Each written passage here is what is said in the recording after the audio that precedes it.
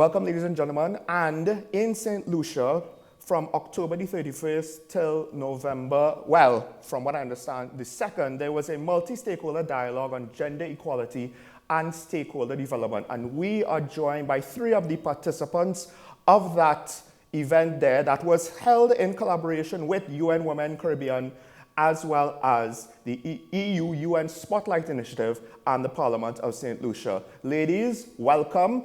Can you introduce yourselves to the public? Yes, Dr. Virginia Albert-Poyotte, Minister for the Public Service, Home Affairs, Labor and Gender Affairs from St. Lucia.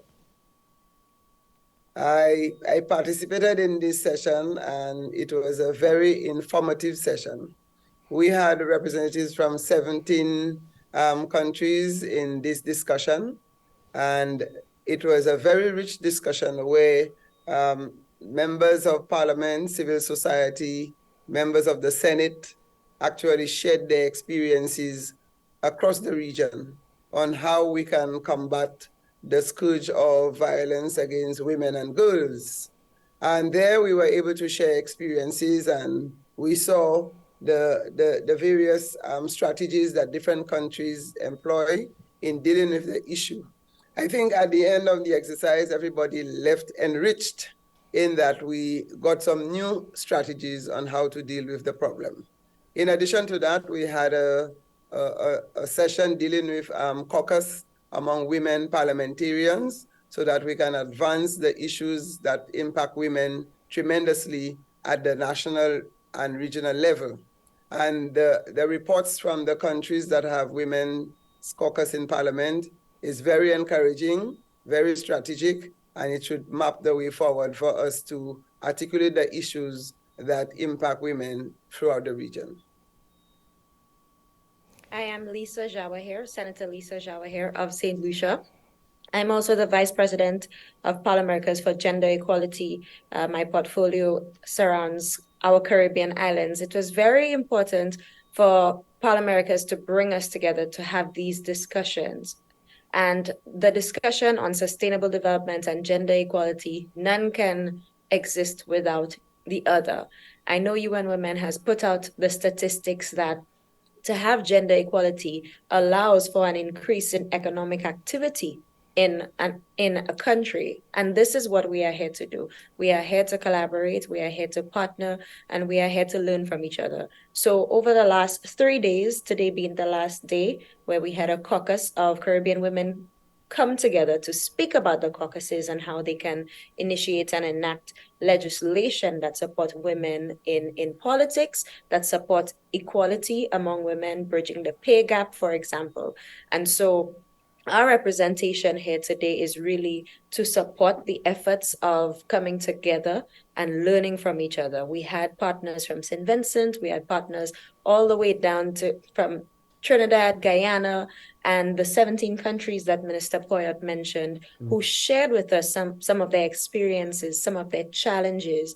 And of course, the President of the Senate, Senator Dessima, is here.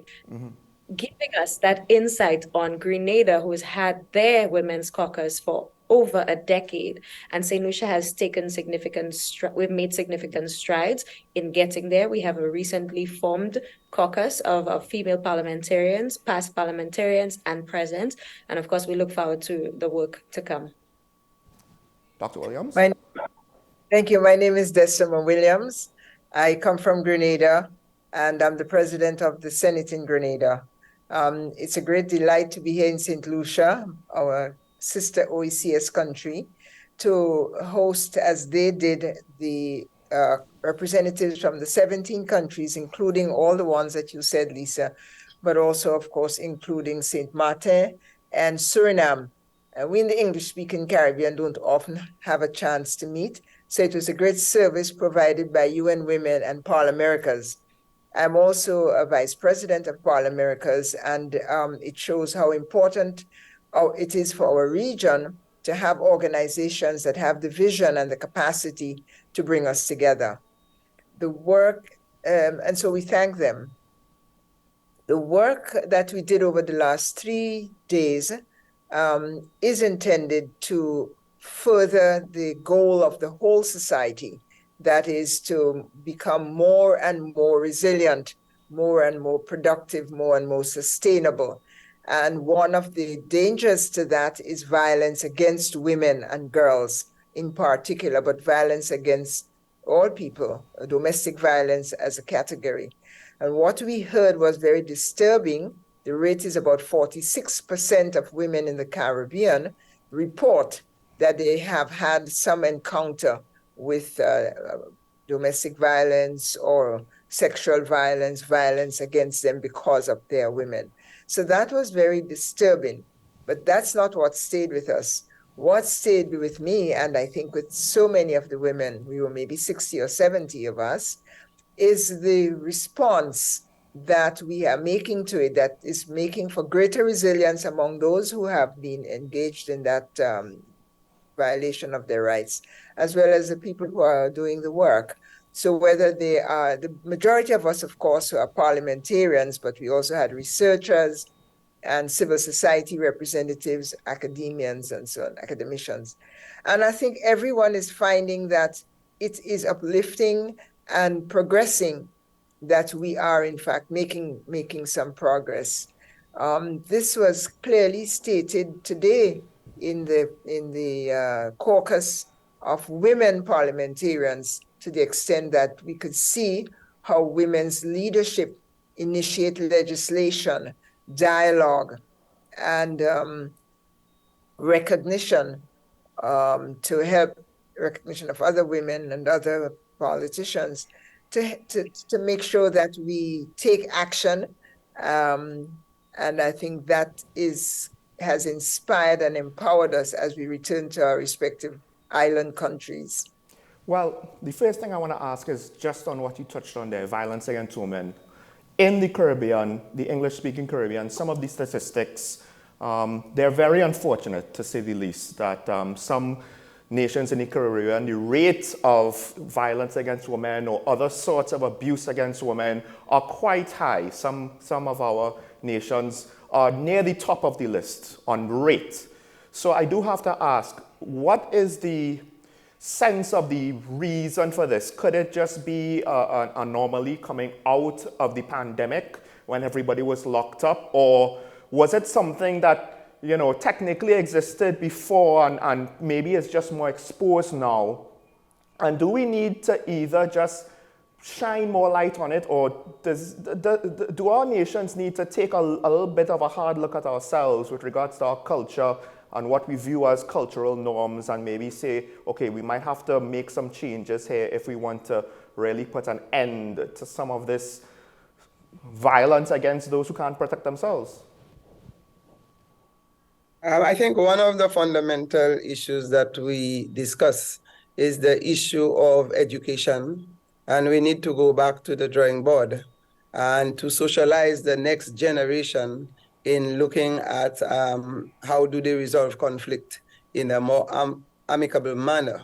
We also have to hold technology responsible, because now people are more aware of cases of domestic violence. People can use the social media, and in 2 seconds, that is global. So with technology, people believe that there are a lot more cases, but I think there are more reported cases now. And I think we need to bring men more in the forefront in that discussion. I think for too long, they have stayed on the sideline. And therefore, if we bring men into the discussion, we will get a situation where they will begin to understand to a greater extent how violence against women affects development in the country, how it slows down development, and how women, in the absence of violence, can be a much greater contributor to national development and for the benefit of men themselves. So these are issues that we need to really focus on as we move forward. Would you all say that by not addressing these issues, I mean, the first part, what you said there, might seem somewhat obvious, you know, it would hinder the development of young ladies to then go on to make major contributions on grander levels professionally. if, you know, their home life or their, especially when they're younger in their formative years, puts them in unfortunate situations that leads them to be victims of abuse, then it's, you know, that's an extra hurdle now to go on a successful career path. But the other part of what you just said there, well, also the development of young men, because by having this approach to conflict resolution, it could also, I guess, be displayed in other ways, both against other men, but also it might not necessarily be domestic violence, but their views about women and women in the workplace, working with women, but just conflict resolution in general. Should we be concerned that if we don't try to get practical solutions, that it would harm the overall economy, not just female opportunities, but also how males are able to be productive in society? Well, violence in any society against any sex sets back people's development and sets back a country. We acknowledged in this conference two things. One is that the violence is more pervasive towards women and girls, but it's also perpetuated against particularly young men. And that, secondly, that we have to, the responses that are most effective are the responses that address the whole of society, all the causes that might be implicated here. And so I think we endorse quite a bit the need for education and the need for economic independence and economic capability on the part of households, men and women, as well as an understanding of what drives this kind of behavior, the sense of being powerless over somebody who's weaker. So I think the public discussion and education is an important part of how we will address it successfully. Now, those technically would be long-term solutions. Is there anything right now to address perhaps the short-term issues of having the police response? It's a difficult crime for the police to investigate or interdict, in part because sometimes victims don't want to speak for various reasons. It's a complex issue for the victim now to decide if they're going to accuse potentially someone in their family of what's being done to them. And there could be also peer pressure from other family members as well to keep it behind closed doors. So is there also anything on the table right now with regards to either programs to encourage victims to speak out more, or to try to adjust laws and police procedures to better combat, you know, what's currently ongoing? So St. Lucia had on its table the domestic violence bill for over 27 years. Since 1995, many countries came to China under the Beijing Platform for Action to promote gender participation, women's equality, and the domestic violence bill. Under the leadership of Honorable Dr. Virginia Albert-Poyotte, 27 years later, our government passed this legislation. It is said to be the most progressive domestic violence bill in the Caribbean region. We are happy to share it with other member countries. Other countries have taken into consideration what is in that bill, well, now act, because it is law. And specifically to your question, in the past, many women would have made certain complaints and they would have gone to the police and then backtrack on their statement or say that they no longer want to pursue. Power has been given to the authorities to pursue on their end because, in essence, a lot of resources come into play. Perhaps the consideration of, you know, the time that it takes for the officers to come in, listen to the complaints, do the paperwork.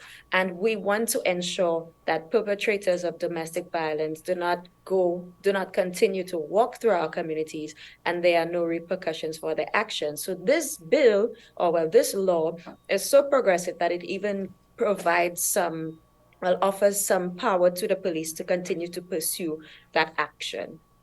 Well, honorable ladies, I do want to now switch gears to the other aspect, and that's equality in general. Workplace equality is just one of those topics that we're now, as a world, trying to figure out and work through. Some things, some achievements have been made, some progress has been made. Of course, you yourselves are examples of that, holding high positions in office. But I think perhaps, at least for the Caribbean, there might be a sense that maybe our conservative culture, some thinking that might be a little too old-fashioned, is still rooted in society to some extent, and it might not be quite where you would like to see it. Is it a cultural thing for us, or is it something else? Well, you've put your finger on it. It really is a mindset. We need a sea change in how we understand the relationship between masculinity and femininity, between girls and boys, men and women in society. The good news is that over the last 50 years or so, there's been quite a movement forward so that women are more accepted in the workplace, in leadership positions, and so on. I mean, as you said, we are probably an expression of that. But we also acknowledge that there is a stereotypical understanding in the region that men and women hold as to what a man can and cannot do and what a woman can and cannot do. And so we still have a good ways to go. The education, again, remains the key. Women are becoming educated formally and are able to hold jobs and work out of the home. But we need a deeper education of respect and solidarity and an understanding that we are all human beings with the same entitlement. So there's probably a need for human rights education and the celebration of society when women succeed and when girls succeed. So it's cultural, it's economic, it's political, it's emotional, but the good news is that we are seeing progress. And the hard news is that we still have a lot of work to do. While we are seeing such progress, if I could just add to what Madam President said, what was very comforting and encouraging for me was to be part of this session by ParlAmericas and UN Women and seeing the number of male parliamentarians who were present, who made this a priority, who placed gender on their agenda. And so whilst it has been a cultural thing, we are seeing that the participation of more male MPs, male presiding officers, whether presidents of the Senate or speakers of the House of Assembly, being part of the enactment of such legislation. And so whilst we have a lot of strides to continue, and we may not necessarily say we have a long way to go, but the fact that there is recognition that there is a problem by males, we can certainly say that we've made an achievement in this regard. So we are really thankful. I know we are short on time. We are really thankful for the opportunity that UN Women and ParlAmericas has provided for us to come together to share those practices and to share how we believe can be charted as the way forward and to have the inclusion of male parliamentarians in these sessions. Well, get the vision of the government host us. So with that, I don't want to keep you all for too much longer. So if anybody has some final words to say as we close off this segment.